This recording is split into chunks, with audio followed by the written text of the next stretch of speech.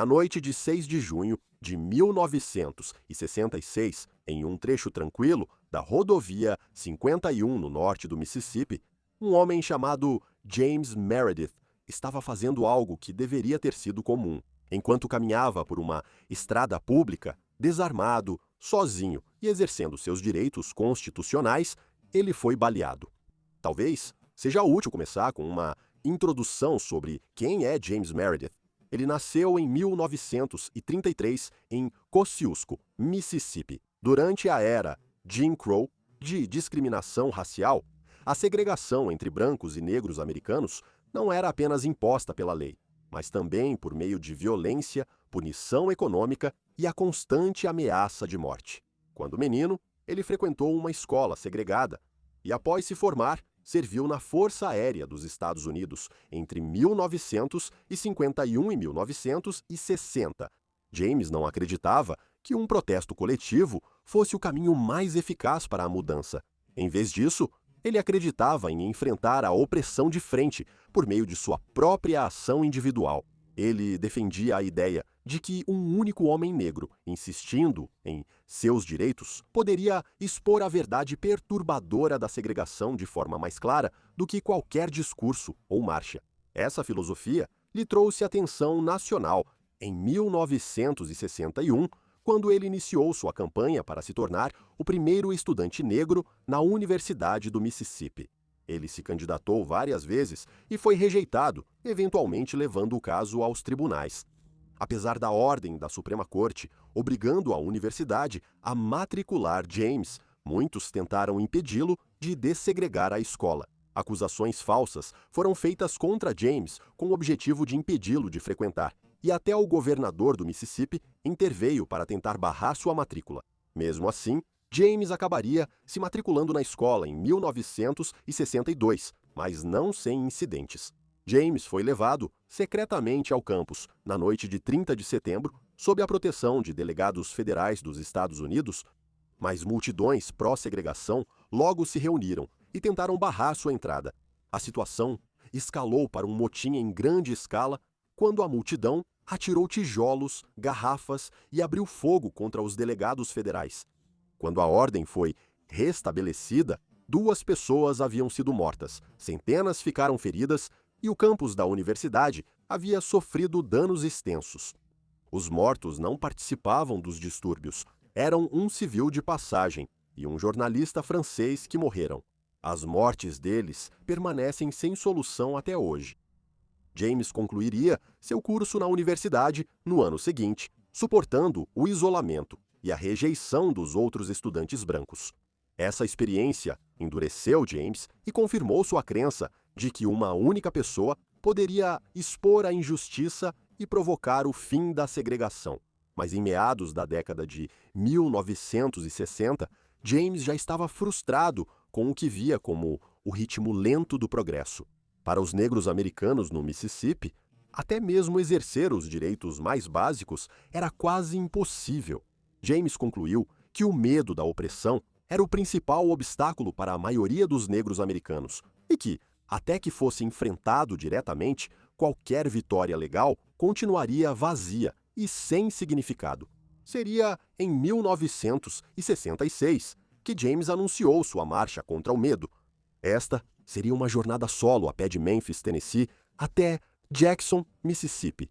Essa jornada de 220 milhas levaria James por alguns dos condados mais violentamente segregados do Sul Profundo, colocando-o em perigo real. Mas James costumava afirmar que acreditava que não poderia ser parado e que não sentia medo ao realizar esses atos. Ele acreditava que tinha um propósito divino de fazer sua parte para acabar com a segregação. A marcha tinha como objetivo inspirar outros americanos negros a superarem o próprio medo de retaliação e incentivá-los a lutar por seus direitos.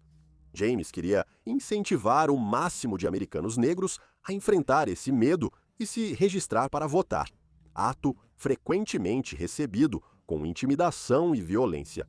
Na verdade, na década de 1960, centenas de milhares de negros do Mississippi ainda não haviam se registrado para votar. Então, desarmado, acompanhado por apenas 6 amigos e empunhando apenas uma Bíblia, ele partiu de Memphis no dia 5 de junho de 1966. No segundo dia, James já havia caminhado 45 quilômetros e acabado de cruzar a fronteira com o Mississippi. No entanto, havia alguém esperando por ele lá. Um homem estava escondido no mato ao lado da estrada. O nome desse homem era Aubrey James Norville. Ele tinha 41 anos e estava armado com uma espingarda calibre 16 carregada com chumbo de caça. Quando James se aproximou, Aubrey saiu e gritou as palavras: "Eu só quero James Meredith." Os apoiadores de James fugiram ou se jogaram no chão, e com isso, Aubrey atirou, atingindo James com 60 balins de chumbo. Eles o atingiram na cabeça, pescoço, costas e pernas.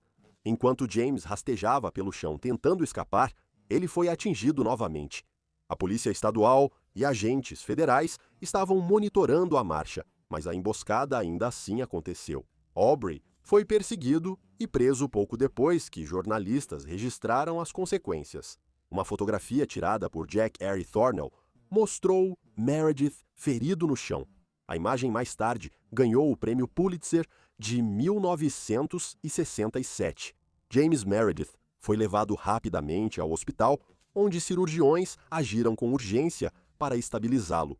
A sobrevivência de James era incerta e foi apenas por acaso que os projéteis não atingiram artérias principais e órgãos vitais, poupando sua vida por poucos centímetros. Do leito do hospital, James Meredith fez uma declaração que surpreendeu tanto apoiadores quanto críticos, afirmando que a marcha deveria continuar. Apesar de seus ferimentos, ele afirmou que o medo, por si só, não seria permitido vencer. Sua insistência transformou o atentado de uma tentativa de silenciamento em um ponto de união, atraindo líderes dos direitos civis e manifestantes para o Mississippi em grande número. Martin Luther King Jr., Stokely Carmichael e Floyd McKissick atenderam ao chamado e lideraram a continuação da marcha, que rapidamente se transformou em uma enorme manifestação envolvendo milhares de participantes. A marcha foi renomeada para a Marcha Meredith em sua homenagem, mas ainda assim enfrentou violência por parte do Estado. Onde quer que tentassem acampar, foi durante a marcha, quando chegaram à cidade de Greenwood, Mississippi, que Stokely Carmichael fez seu agora famoso discurso do poder negro. Carmichael pediu para que os negros deste país se unissem, reconhecessem sua herança e construíssem um senso de comunidade. James se recuperou o suficiente para se juntar novamente à marcha no dia 26 de junho, caminhando na frente. Junto com cerca de 15 mil manifestantes, eles entraram na cidade de Jackson sob aplausos da multidão, tornando-se a maior marcha pelos direitos civis no Mississippi. Milhares de negros do Mississippi atenderam ao chamado de James e se registraram para votar por causa dessa marcha, que provou ser uma que não poderia ser impedida pela violência. Aubrey Norville, após sua prisão, foi rapidamente levado aos tribunais, tendo sido acusado de tentativa de assassinato.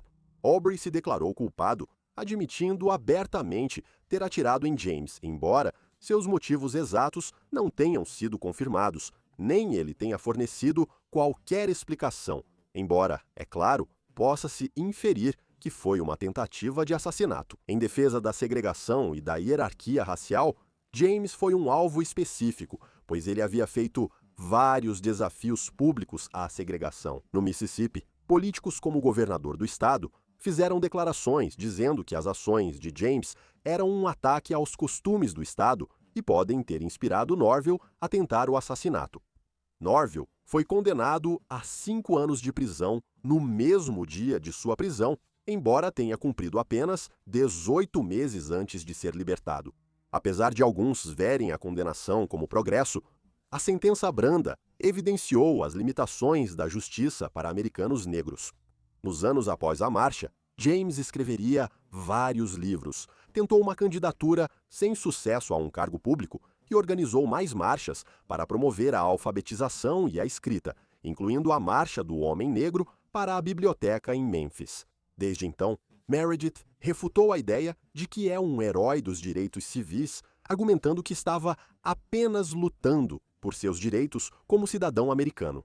A tentativa de assassinato de James permanece como um lembrete claro de que a luta pelos direitos civis não era apenas uma tentativa de derrubar leis injustas ou destacar as injustiças enfrentadas por tantos.